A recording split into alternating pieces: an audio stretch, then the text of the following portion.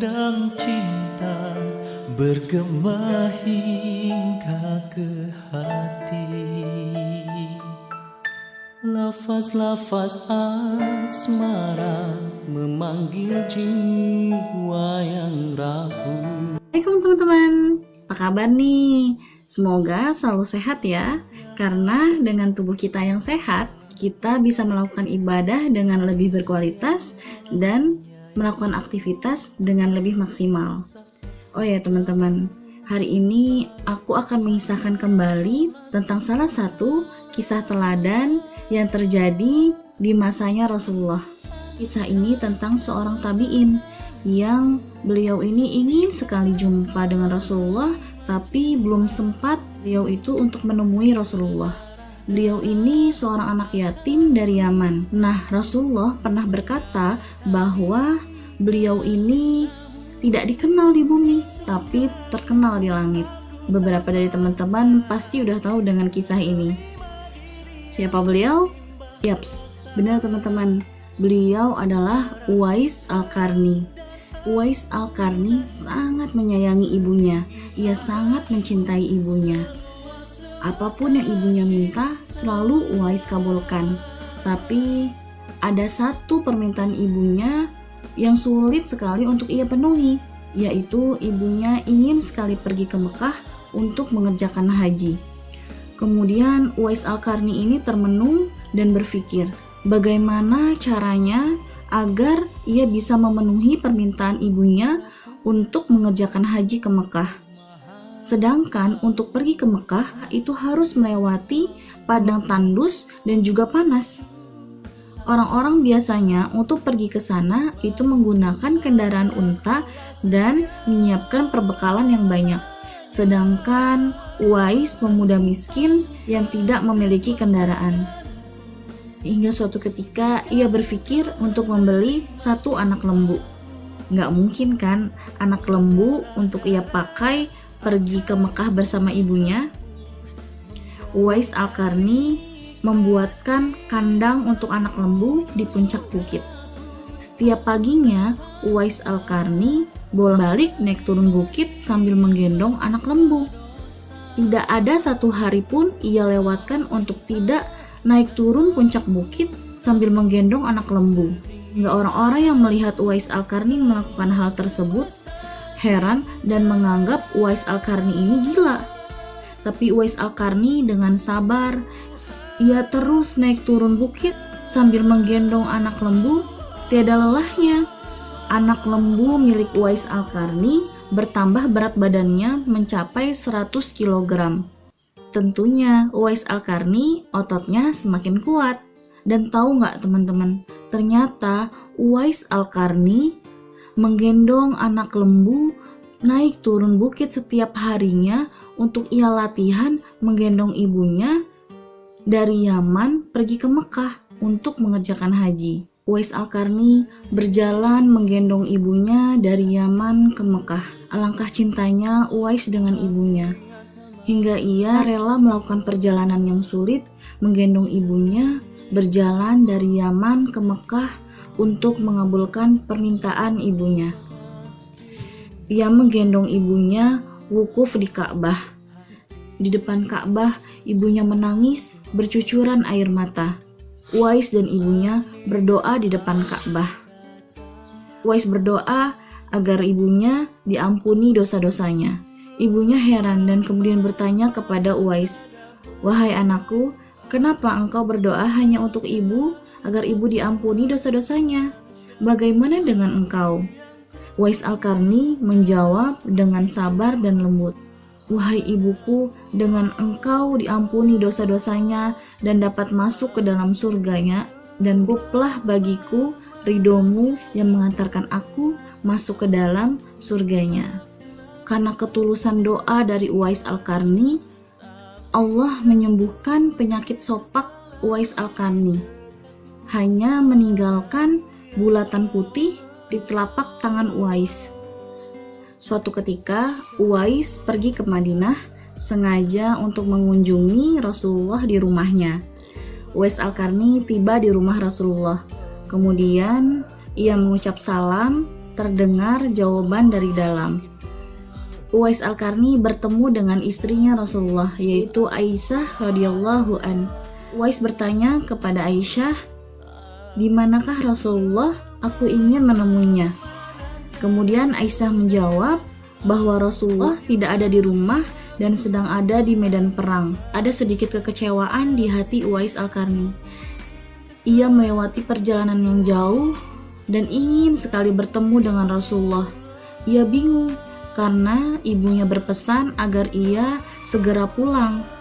Uwais Al-Qarni bimbang, apakah ia harus menunggu Rasulullah pulang ataukah segera pulang karena ibunya sedang sakit-sakitan. Akhirnya karena rasa taatnya kepada ibunya, Uwais Al-Qarni lebih memilih pulang karena khawatir karena keadaan ibunya. Setelah Uwais Al-Qarni pulang, tibalah Rasulullah dari medan perang. Kemudian Aisyah berkata kepada Rasulullah, "Wahai Rasulullah, tadi ada pemuda yang mencarimu." Kemudian Rasulullah menjawab, "Dia adalah penghuni langit." Aisyah dan para sahabat Rasulullah yang mendengar jawaban Rasulullah tertegun. "Penghuni langit? Siapakah dia?" Rasulullah berkata, "Dia adalah Uwais Al-Qarni yang sangat taat kepada ibunya. Dia adalah penduduk langit, bukan penduduk bumi. Ketika nanti kalian bertemu dengan Uwais Al-Qarni, mintalah istighfar dan ampunan dalam doanya, karena sungguh doanya sangat makbul." Ia ditandai bulatan putih di tengah telapak tangannya. Waktu terus berganti. Rasulullah wafat. Umar bin Khattab dan Ali bin Abi Thalib mengingat pesan Rasulullah agar mencari Uwais Al-Qarni. Umar bin Khattab dan Ali bin Abi Thalib selalu berusaha mencari Uwais Al-Qarni. Mereka mencari dari rombongan ke rombongan yang bertandang ke Madinah. Umar dan Ali mencari seorang yang fakir, pengembala unta dan domba, yaitu Uwais Al-Qarni.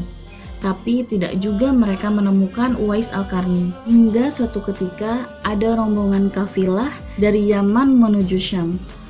Uwais Al-Qarni ikut serta dengan rombongan mereka.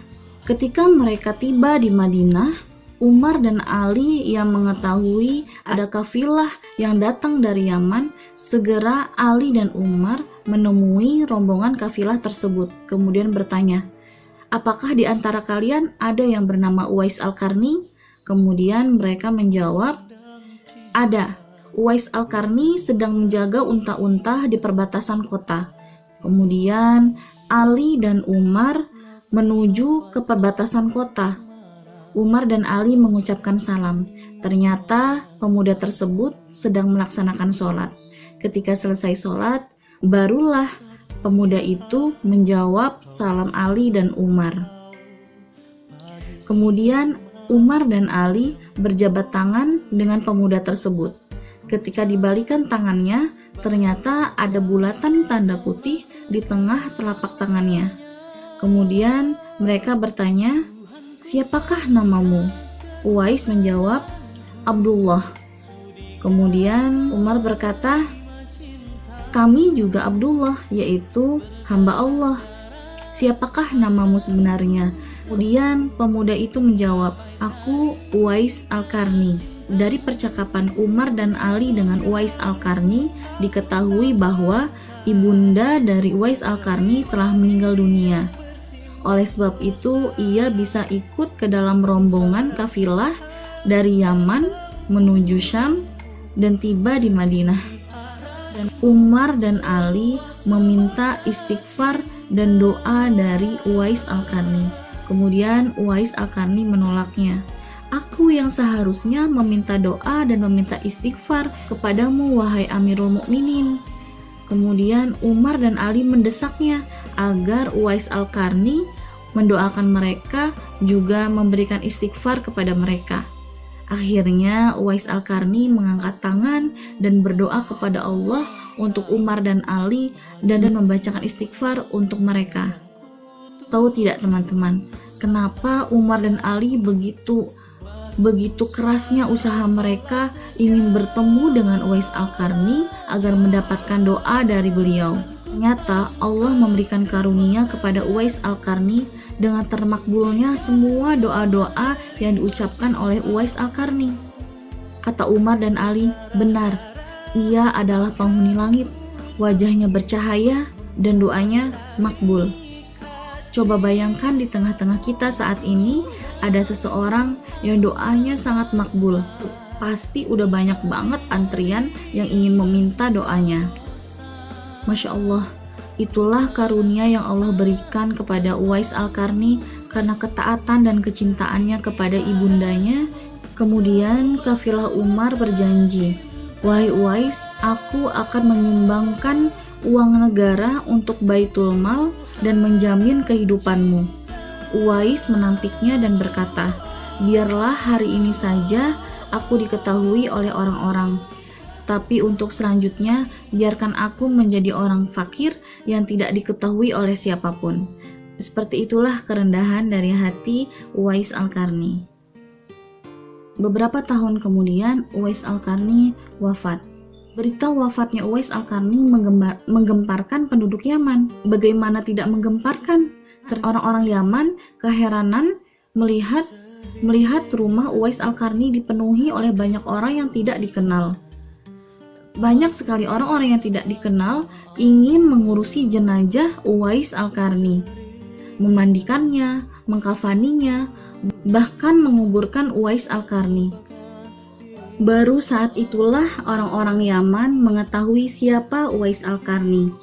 Mereka baru mendengar di saat wafatnya Uwais Al-Qarni, mereka yang disabdakan oleh Rasulullah bahwa Uwais Al-Qarni adalah penduduk langit. Begitulah kisah Uwais Al-Qarni, pemuda yang tidak dikenal di bumi tapi sangat terkenal di langit.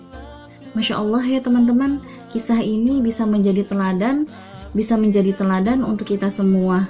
Oke teman-teman, kembali lagi di kisah selanjutnya nanti ya. Kalian boleh request kisah teladan siapa lagi yang ingin kalian dengar. Silahkan komen. Dan jangan lupa like and subscribe. Terima kasih. Wassalamualaikum warahmatullahi wabarakatuh.